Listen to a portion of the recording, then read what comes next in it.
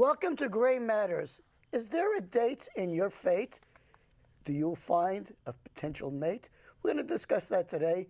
Our show deals with dating after 55, from that point till death, or flirting to death. Flirting to death, Lee. And this is my good friend, and I do mean good and decent, Patriczia Petrus. Thank you, Lee. And she is an author also, by the way. Thank you for having me on your show again. Okay, good. I'd love to think maybe we were going to continue a show like this, called something like Dating After 55 Online and Off, because of course that's the new way we do it. We go online today. Right. And both of us are singles who like to mingle, and we're going to share a little bit of our experiences. We're going to ask you, this is not a call-in show, but write in about your experiences. And this may ultimately become a monthly series. We don't know for sure. But dating after 55, what is it like and what is it not like? So we want to clear up some of the fantasies and some of the crazy things that go on in our head and share with reality. Well, first off, Lee, I'd like to say that it can be a lot of fun dating again after your middle years, or from your middle years on. I think a lot of people think that there may not be life after 45 or something like that. No, I know. I think the online process can be a very wonderful, wonderful opportunity. And what I see from my experience online, I've been on 2 sites now. Is it all right to name them? Sure. Okay, I was on eHarmony a few years ago, and then kind of left that and then didn't go on any site, and then recently on another site called Our Time, and or is it Our Times? No, it's Our Time, and I kind of have liked that site a little bit better. The thing I noticed though is that a lot of individuals who say aren't media savvy or electronic savvy. You and I, we've been in the media, so we kind of know what it's like to be around a lot of different people. But interesting, a lot of other individuals who haven't done that and go online and all of a sudden find all of this attention they're getting. It becomes very exciting for them. Do you understand what I'm saying? Yes, it's like, wow, I had no idea this was even out there. We have someone sitting in the studio with us today who is recently having this experience. I'm going to just ask her, Marilee, have you had that experience? Yes. She says yes. A lot of flirting, but it goes nowhere. All right, so that was Marilee's comment. She's sitting over there, and she's our audience member, and she says a lot of flirting, but it doesn't go anywhere. The thing I was advised by my younger children, age 40-ish, they said, Mom, if you're going to do this, don't spend a lot of time online. Ask to meet the person, especially, of course, if you're interested in them.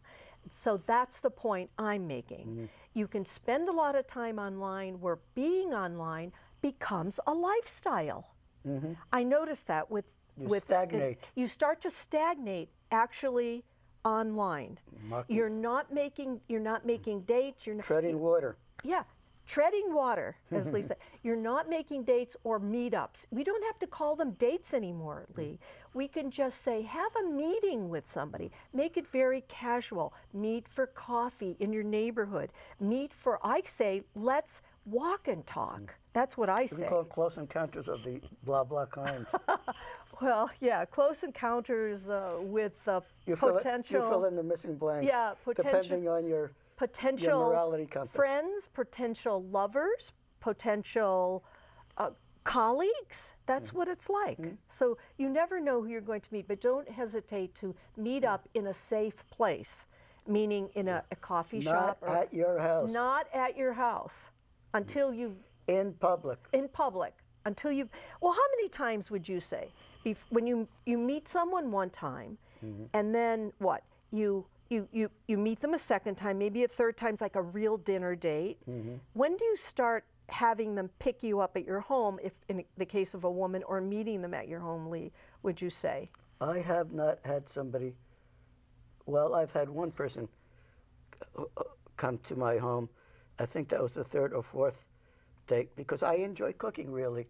And I think I cooked, and we co-prepared a meal, so that was a transition. So by that time you felt confident that she was not going to harm you. Or, Right. And Right. at that point, we were exclusive.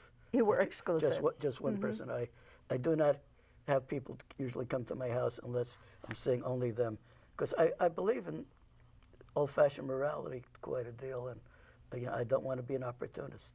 Very, I think what Leah's saying is a really fine, wonderful topic. On the other hand, it's all right on this dating scene after 55 to see more than one person. You know, provided you're comfortable with that and you handle it in whatever you feel is ethical and moral for you. Meaning, if you're seeing 2 or 3 people, as long as the other people know that, because they're probably doing nothing it too. sneaky. Nothing sneaky, but they're probably doing it too. So that's the case. So anyone, my feeling is everyone needs a special companion or someone. How do you feel about that, Lee? Yeah, well, it's how you do special. I like to, start with a conversation, getting to know them, and I'm at the point now where I'm asking them to tell me a little bit about their family of origin, their parents, their siblings, and all. And everybody's an expert on their family, much more than you will ever be, and usually opens them up because they can say, I like to ask if there are any, what they wanted to be if they were a little girl, what kind of role models they've had in life. I'm not so concerned with what their hobbies and interests are now, but really their values and their background, because that have to be sort of a parallel or something that can fit together for me. So you like to feel like you have some common shared experience, even though they weren't shared. Perhaps you lived in similar locations, or you went to similar schools or studied. Not so much such that is that what? sort of whipped cream on the cake. Whipped cream want on to the see cake. if the values that evolve from our exposure to our parents and our schools put us in a similar place, so that we aren't getting a potential tug of war that my way or your way. So I'm trying to avoid conflict situations, So- in plain English. what are these values, Lee? Can you specifically express 1 or 2 or Okay. 3? I like a person who's intelligent, who's flexible, and who's probably, if we can use the term, non-judgmental.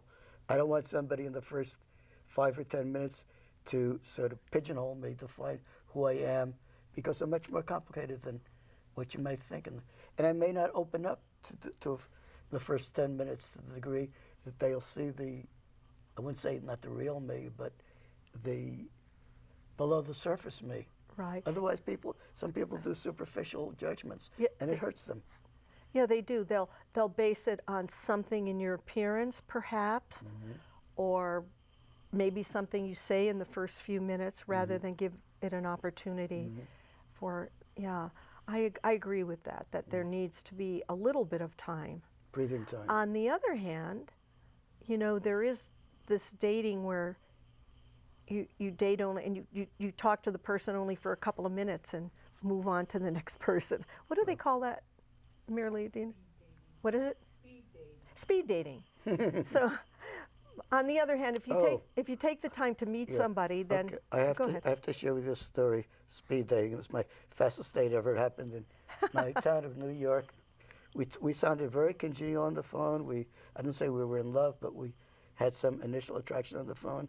She had me meet her in the Central Park Zoo, of all places. Monkey business for sure. Monkey business. And this lady, and I can't remember her name, I repress it probably, she said to me, Shakespeare said to my own self, be true. You're not my type. Goodbye. Ah, interesting. Well, talking about goodbyes, one thing I want to bring up quickly, and then there's some other, it's that when you are online, if you go to one of these sites, know that you could get invitations and messages from people who are not sincerely looking to meet someone. They're looking for an opportunity, perhaps, to scammers. Now, I don't know if you were aware of that. I was aware of scam messages coming in to me. And here's how I knew them. Usually they were people at a distance, because when I went online to date recently in the last year, I specifically said I wanted to meet someone in my geographic area. Right. I didn't want to go out of the state. I really wanted to meet someone even next door. 10 miles, 15, 25 miles perhaps. Now I started getting letters or messages online from people who lived out of state. Their language was very difficult to read because you can tell that English was not their first language, and I'm not saying it has to be. On the other hand, so that was a little tip-off that this could be somebody even from another country who was looking to scam someone 55 or older. That happened to me several times, Lee. Let me tell you this. I've been getting, I don't know what a repo is, A-R-I-P-O, but it's not a state, obviously. And I've been getting intermittently some ladies in their 30s, usually 33, 34, 35. They have, you know, just nice sounding bullet plate language. And I'm in my 70s and it just doesn't make sense. So I answered them back and saying, I am not trying to get a potential widow into the picture. And if you're looking for somebody with whom you could inherit my estate, I'm the wrong guy. I tell them that up front. So, you know, why are you approaching me? Because I'm not suitable. Well, I think maybe you were hitting on something. I mean, that wasn't exactly the right language. Yeah. But they were hitting on you. They were trying to. And you caught it. Yes. And that was the same experience I had. Usually, very often, these would be younger men. And they would say, but I like older women. The cougar syndrome. They like but you knew. So what I would do, you reminded me when you said bye-bye, the lady said bye-bye to you on that date. Right, well, yes. This is what, when I got a message like that, I would send a message back and say, I'm looking for someone near my home. Bye-bye. You know, and as soon as I sent that message out, I'm not kiddingly, within a minute or two or no more than 5, I got back this happened more than once, a very long message from these people. This happened 3 or 4 times, saying things like, listen to this, saying things like, oh, give us a chance. I really think you're the message was 3 paragraphs long. It was boilerplate. It was the second message they would send after the first one got turned down. Yeah. Like, oh no, we're so right sequence. for each other. We're so right for each other. You're the one for me. You know, all Hogwash. Hogwash. And I would just send another one saying bye-bye, or would not send another message at all. And actually, the websites ask you to report those. They want you to report those kinds of contacts. Did I tell you that I was hacked? Somebody put their picture on my site and they claimed that I was a widower with 1 child, which is not true. And I had to file a grievance to the company, and they kept me off the website for about 2 days while they had me change my name and my password. But they did. But that in fact is what happened. Interesting. Somebody hacked their way in. Some dude with a mustache and Wow. looks different. Well, speaking of that, I was hacked. Somebody hacked me on Facebook. Yeah. I have only a Facebook site for my book, which if you remember is called Send Light to Every Fear. Yes. And I have a Facebook site for that, but I don't have a personal Facebook site. So a friend from Philadelphia called me and asked me, she said, I just saw your personal Facebook site. And I went on, and sure enough, someone had taken the photo from the back of my book, and they had made a whole website with it. And I had to actually file what they call an imposter grievance complaint with Facebook. But they took it off in a couple of days. So those things do happen. Yeah, you got to watch there. Well, there you go. I hadn't heard that on the dating sites. Propaganda. I like the Coyne words. Okay, well, anyway, I Yes, just wanted to Patricia. bring up the scamming because it doesn't happen a lot, folks. But a little bit. But be aware of it so that, say, for instance, you are someone in your 60s or 70s, and someone, say, in their 40s is pursuing you with such gusto and a lot of flowery language. Yeah. I would really think twice about pursuing that, especially if they're out of your It's area. called prefabricated seduction. Yeah, something like that. And especially if they're out of our area. If they're in the state, then it might be someone legitimate. But if they're out of the state, I've got a lot from Florida, New York, but the language is not very well put together, and it's a tip off.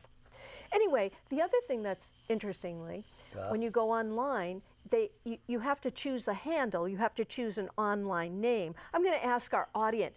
Do you want? You don't want to give up yours, do you? Well, my problem is that the one I have is I thought was my password because I was putting in what I thought was a password. It's a and now it's username. my handle, and Okay, I'm not happy with it. So Marilee, who's in our audience today, says that she was putting in a password and somehow that became her name on the site. She's not happy with that. So just be careful when you put your name in that it's the one you want, and avoid names like Fun Guy. I won't even respond to somebody who says, "You're Fun Guy." No way.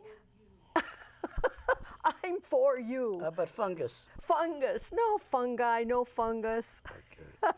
It's fungus among us. But I actually use my real name. I actually My use original real one was temper-free because I like that. I take pride in that I am, unlike my daddy who had a big temper, that I'm usually calm, cool, and collected. So pick something that is friendly, temper-free.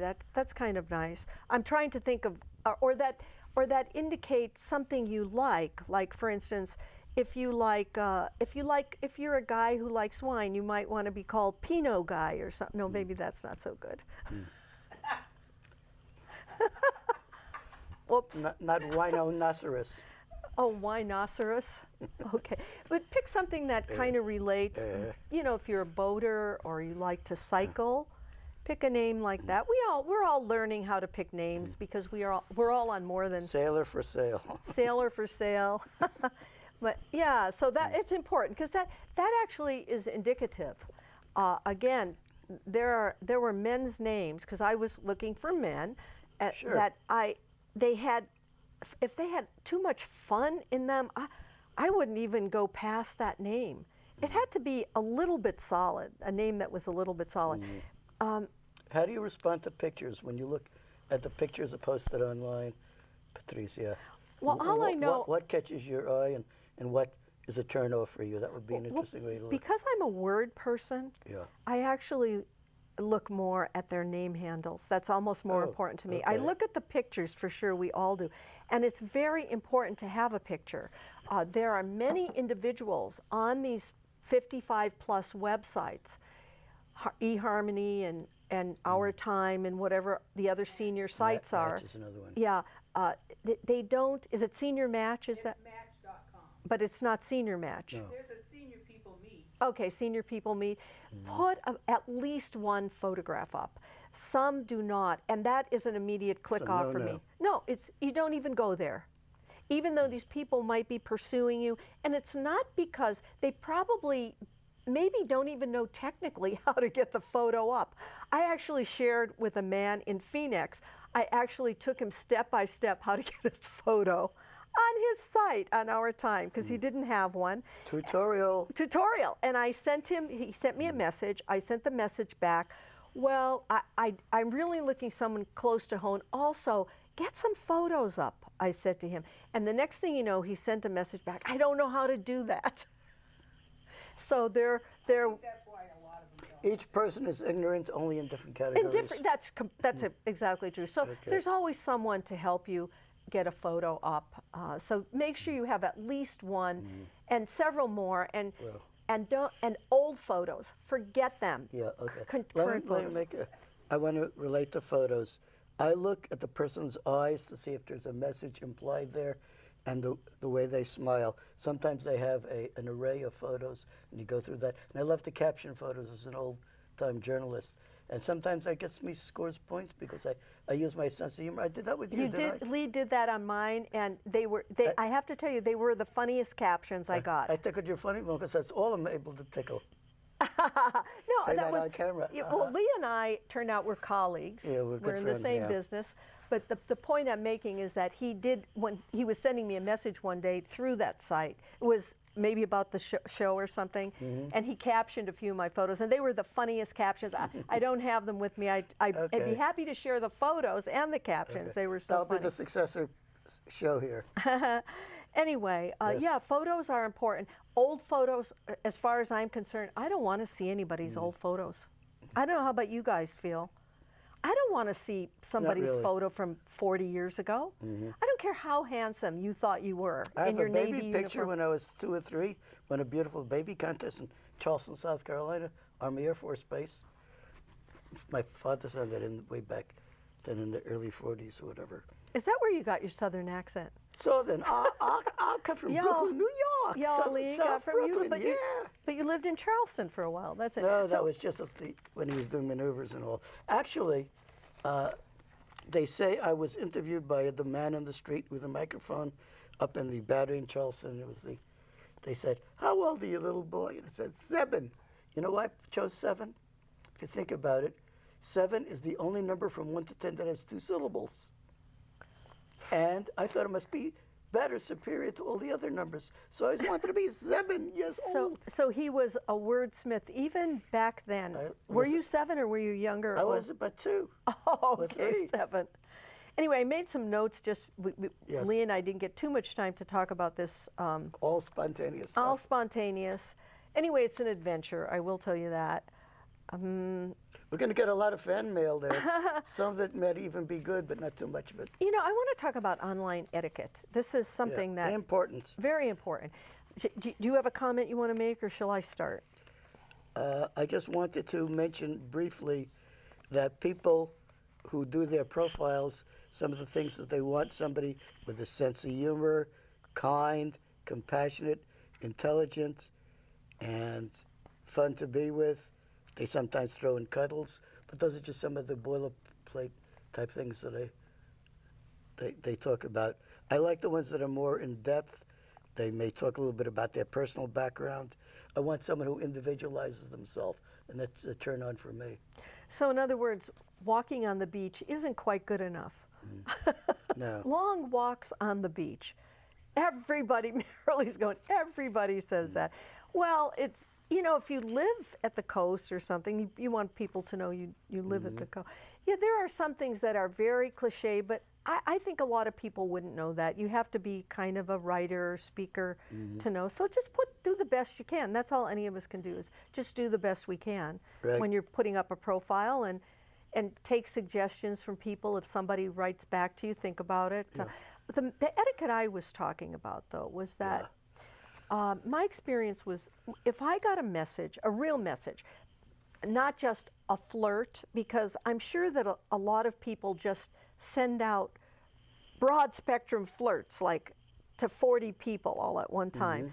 But if someone sends a real message, like, I saw I looked at your profile, you're very interesting, I like that poem you quoted, then I know that person read my profile, or I like this photo with you, you know. I will always answer that, even if it's, I don't think there's an interest on my part right now. However, I wish you success on this journey to friendship and romance. Just to let them know that there are people responding. So how do you feel about that? Do you answer messages, or do you? I answer even rejection messages. Yeah. As well as, you know, I thank them for their time. I say, you know, we can still be perhaps friends, and we can be sounding boards and discuss each other's dating progress. Very good. I think that's real good, because, you know, you could be helpful to another person to translate what the heck is happening in their ongoing dating career. Yeah, I agree with you. I felt the same way. I didn't send long messages, but I would acknowledge that someone sent something admiring, or even if they didn't, like you said, Lee. I think it's important to just it's human contact. Sometimes there may be too many messages. On the other hand, I think it's worth the time, if you're going to be online, to. Humiliating when you send a message and don't get any response. Marilee just said it's humiliating when you send a message and you don't get any response, and it is. It's like, wait a minute, what have I done wrong? By the way, if you go on, and when you go on these websites and you don't get a response, just forget about it. Let it, roll off your. No, I'm more persistent. They say there's a lot of ways to skin a cat. I find a different way to approach it. I may take their name, make an acronym out of it. I may write them a poem that's based on their profile and take point by point, almost like a checklist. So I try to personalize it so they realize that I'm paying attention to them individually, and I think that scores points for me. Yeah, I think so too. I think it's just, I think especially at this time in our lives, that it's important just to have a camaraderie with others who are going through this process. And if we're online, we do it online. If you never get a date, but you have some wonderful shared messages with people, that can make your day, your week, your year. Don't you agree? Yep. Yeah, we all agree with that. Yeah. On the other hand, if you really want to meet somebody and spend time with them, forget all the mail. Get on with, say, meet me. Let's have a walk and talk. Let's have coffee. Let's whatever. Even if you're the woman, don't feel the guy has to make the first. Yeah, I think it's still nice when the man makes the first approach. On the other hand, you can always suggest just a walk, or in a park, or near a park, or in some public place. Yeah, I think at this season, because it's summer's upon us, and all the park concerts make wonderful meeting places. You could have a picnic, you could bring a Scrabble set, you could bring a book of love poems to read to each other and endear yourself in them. I mean, if you play an instrument, you could bring a guitar, harmonica, whatever. But I think, and also, if you prepare the date together, you could cook for each other. And that's a good way of bonding. At some point, when you feel safe to go to that person's home, that's an important thing. It's important to meet a couple of times. Yes, I agree. Before you actually start visiting. You don't want to be an invasive species. Well, you might. I don't know. I think when someone comes into your home, that's a very personal space. It is, definitely. Or if I go to someone's home, I want to know that person a little bit before. Yeah. I'm going to mention, I hope people don't blush the color of your dress. My saying is, a meeting of the minds before a meeting of the membranes. Take that any way you want. That's pretty good, Lee. Well, let's see, what were my other notes? I quickly put some things down here that we could talk about. It is scary. It's very sensitive, starting to date again. I don't know about you guys, but it brought up a lot of feelings from way back, even when we were teenagers. Or you have dating traumas that you try to sweep under the rug. Yeah, that we haven't really forgotten about. And you might have to look at those again. Whatever it might be. Shyness. They call it baggage. Yeah, baggage, shyness, whatever those were, those events were in your life, they may come up again at this time. One of the other things, talk about baggage. Yeah. I like to travel light. I think that I kind of like to think that I've been taking care of my baggage as I went along in my life. On the other hand, one of the things I was aware of on profiles, especially people who are in their 50s and older, if say like for us instance, guys, if they've lost a spouse, or or if they're divorced, or however it may be, often I'll read this profile and I'll think this person is describing the person they just lost. I don't know if I want to get into that. And Marilee is shaking her head no. I don't want to get into a situation where the expectation is you're going to be like that other person. Yeah, I want to address that for a minute. Yeah, let's. There are two ends of the spectrum for me. One is the person who's idealizing, or idolizing is even a better word, the late mate, whether husband or wife, and they become the gold standard, and almost nobody could reach that particular level of excellence, and so you're dead on arrival, as they say.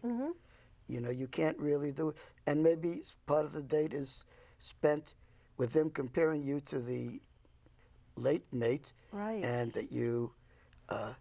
And they're kind of analyzing you. They have the little checklist in their mind, saying, "Oh, he's not like Harry or Harriet or whatever."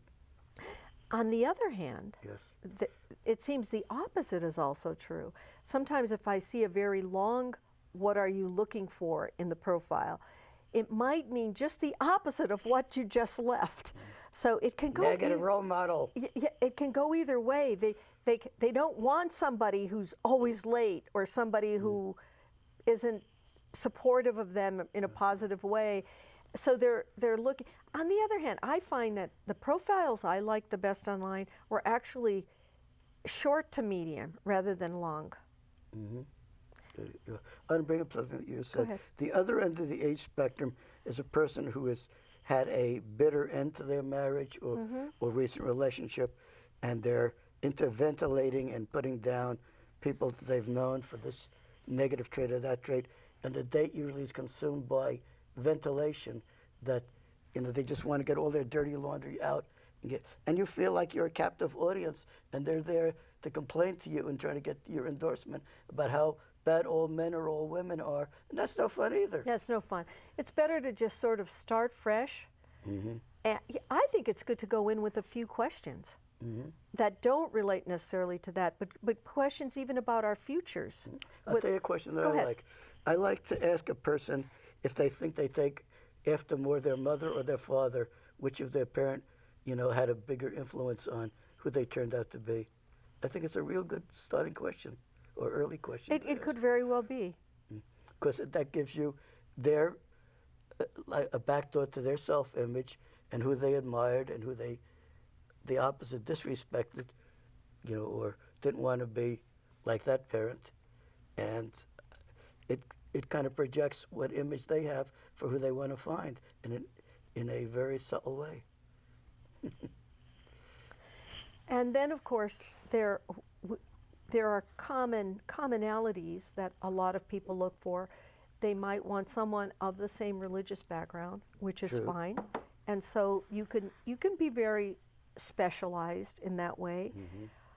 Myself, I'm more interested in somebody who has a more open point of view. I'm not necessarily saying liberal. They could be any way they want. It's just that I think I'd like someone in my life who respects and accepts the point of view of others. More eclectic. More eclectic, for sure. I like the term eclectic. Yeah, Or that's diverse. or diverse. So that's important. On the other hand, you can be as specialized as you like.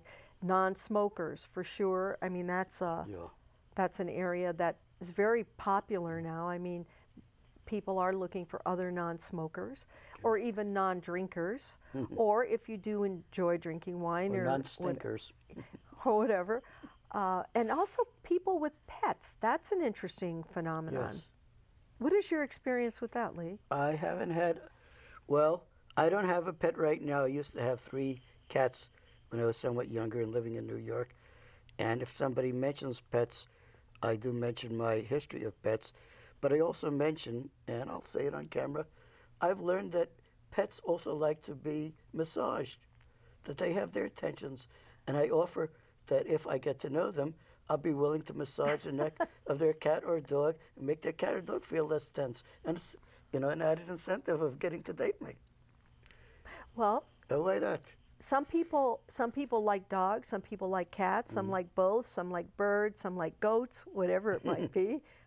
That's an important thing to determine. If someone does not, you say you have 3 dogs and a cat, and that person really doesn't want to be around that many pets, it's something to clear up before they come to your house. I quite agree. There we go. Knowing these things, knowing about your pets is very important, I think, before you And continue on. how they get along with their pets. Yeah, That the pets are not pests. yeah. So- And they may have favorites and all. Very often you'll find that in the pictures that they have in their photo gallery, they have pictures of them and their pets and various things. Sometimes you could pick up the relationship. And some will say, I need somebody who will get along well with my pets because they're part of my family. They say that up front. Right. I mean, to many of us, our pets are our children, whether we have children or not. That is important. And that is another factor, too.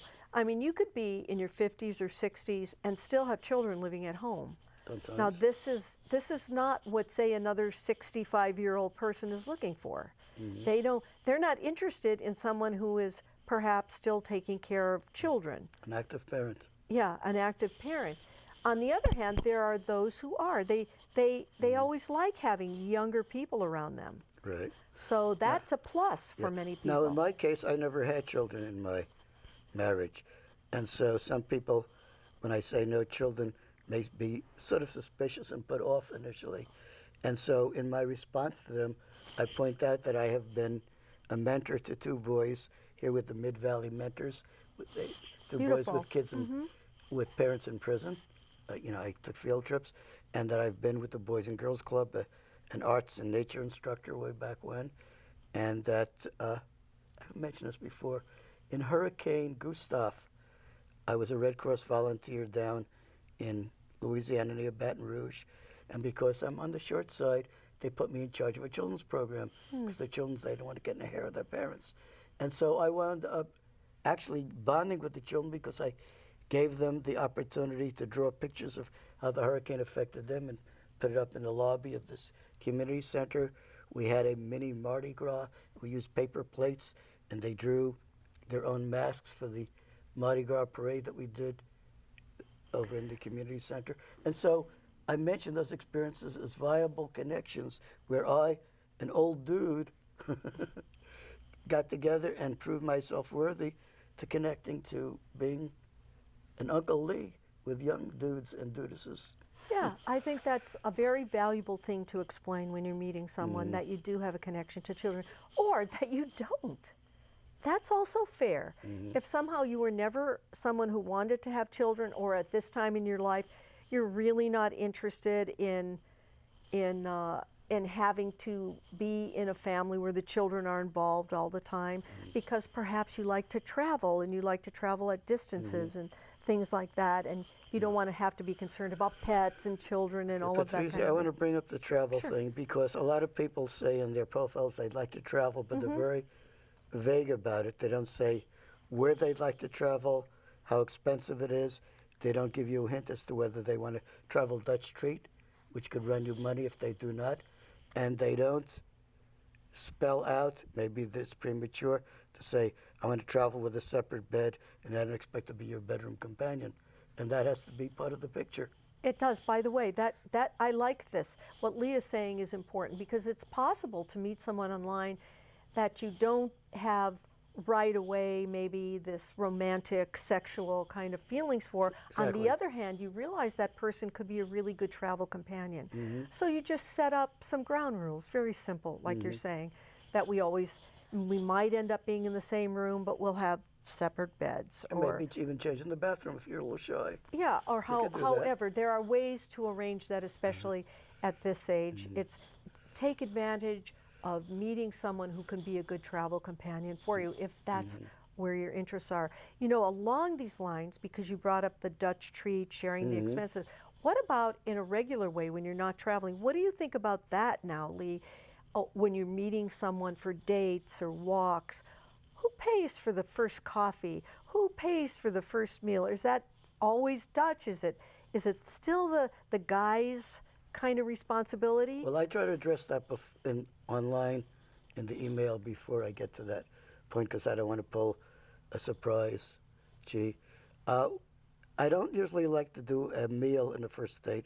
I think it's premature to invest that far in it. It's And usually time coffee. also, because if you're at a meal, it's going to be a longer period of time. Right. And maybe you're not that interested in each other. So go on. But I think, for coffee, I'm willing to pay for coffee and munchies because it's not a big expense. And I usually, and as you know this, if a second or third date takes place, I like to bring a kind of a little souvenir gift to them. And like a lady I have today in the studio, Marilee, we're going to have a little date later.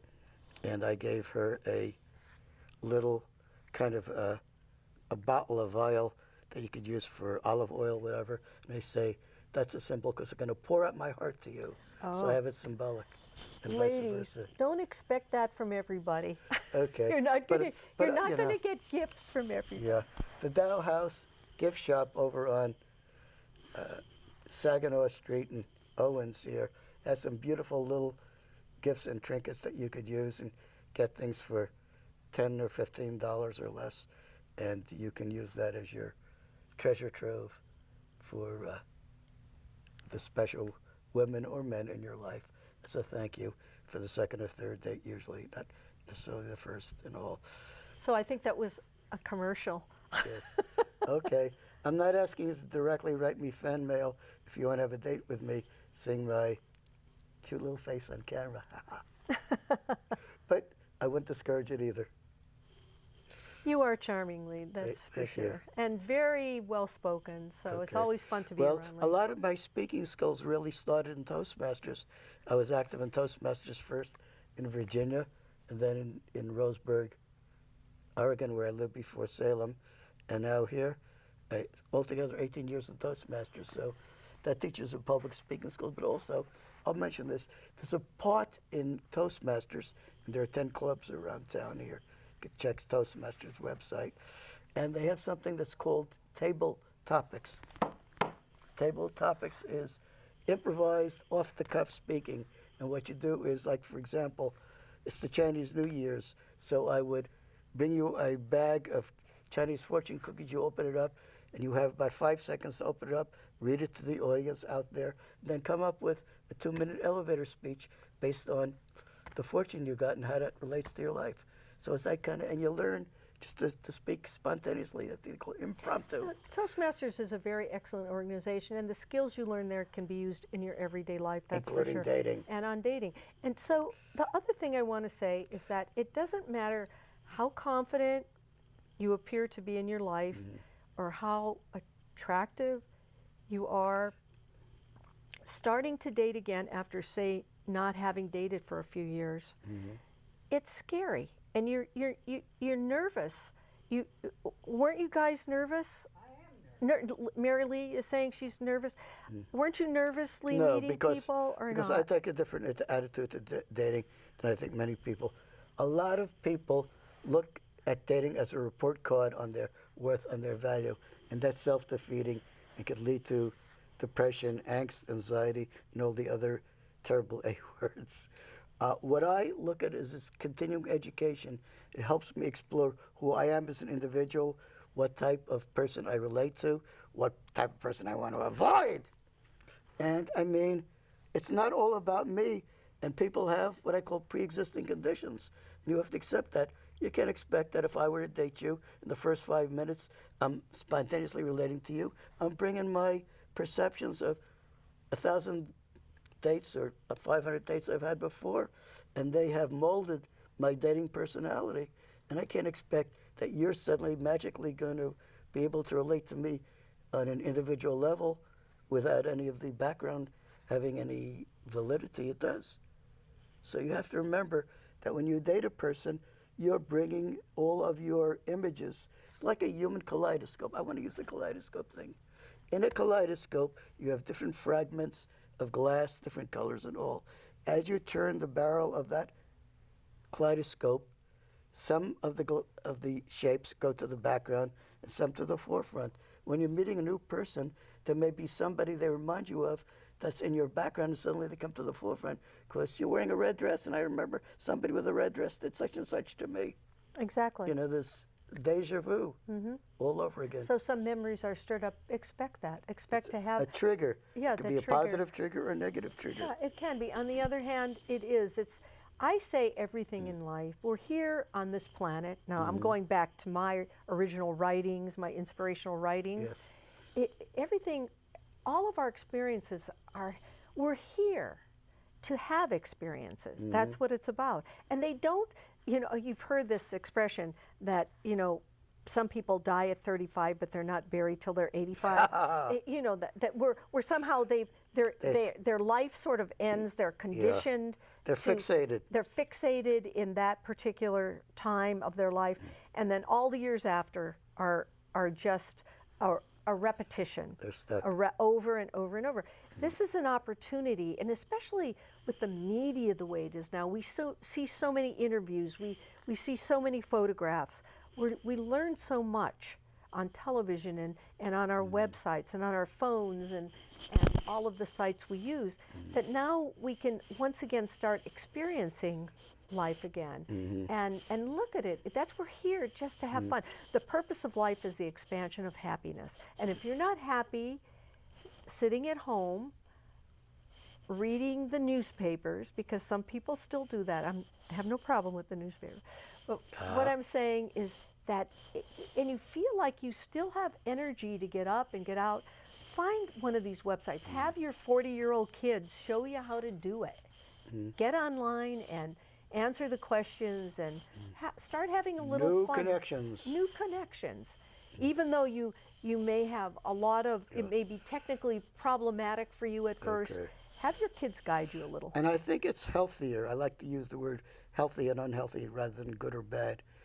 It's healthier to look at each new person as part of your support system, your potential support, and figure out where you do gel. I mean, you're never going to get 100%. If we expect perfection, we'd be in paradise, not here on earth. You know? And, you know, be less judgmental and critical of both yourself, because that could you be shooting yourself in the foot. What a terrible footnote. And also, well, it is. And also, be kind to the other person. I mean, they're bringing things into your meeting that you might not expect, and be tolerant. Don't be so ready to dismiss them and say, if you don't get it, measure up to 85% of what I expect, goodbye, hit the road, kid. It's hard to be rejected, and I think that's stating etiquette that you really Yeah, need. it is. I'm getting back to and how to say, well, you may not be suitable for me, but you're a damn decent person, and I respect you. And we often forget that part of the it doesn't have to be closure. Okay, goodbye. Above all, be kind. Kindness. Above all, be kind. yeah. I'm very big on that. Okay. Anyway, We're getting to our end, you think? the not so bitter end. But I do want to ask the audience, Yeah. on behalf of Patricia and myself, please write in, call the station manager, Alan, or call Arlen, our production manager, director, or leave him a message to me, could be a love note or otherwise, to Lee Coyne, C-O-Y-N-E, care of CCTV, that's my radio show, CCTV 575 Trade Street Southeast, and that is Salem, OR 97301. You got it. Anything else you want to say?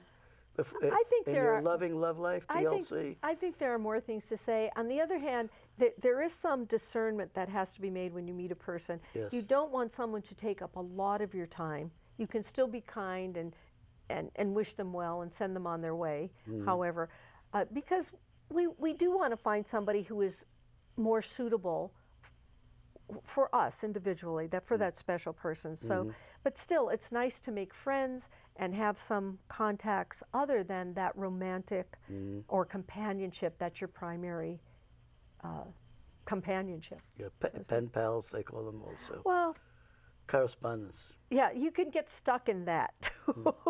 But if you welcome it, it depends on your lifestyle. Yeah, it does. Some people just want that, and they will say that on the website, that they just want some people they can communicate with online. They may feel lonely after a death or a breakup, which Yeah. is a death of a relationship, really.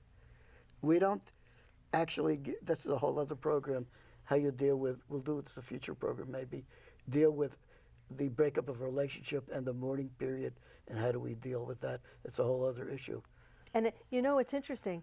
It may start, your first one might be when you're 15 years old, but it doesn't feel a whole lot different when you're 55 years old. Oh, yeah. It doesn't. That the feelings you had at 15, they're still there, but you now have experience, and you know that life goes on. The expression one of my great teachers said was something like, the clouds are passing, the sunshine is real. So this is a cloud, an emotional cloud, when you have a breakup. But that will pass, and it'll be transformed Good. into sunshine. You know, I love to play with acronyms and words as an old journalist. I'm going to close the show by giving an acronym for love. LOVE, leave out volatile emotions. Oh, yeah. LOVE. You wanna Remember that the harmonize. next time you go on a date, or you have a son or daughter or sibling go on a date, leave out those volatile emotions. On that, so I'm going to say Thanks, Lee. so long, and we give a little platonic hug. See you soon. Bye, Deb. Bye-bye. Bye, public. Well, and enjoy your love life and otherwise. Take care.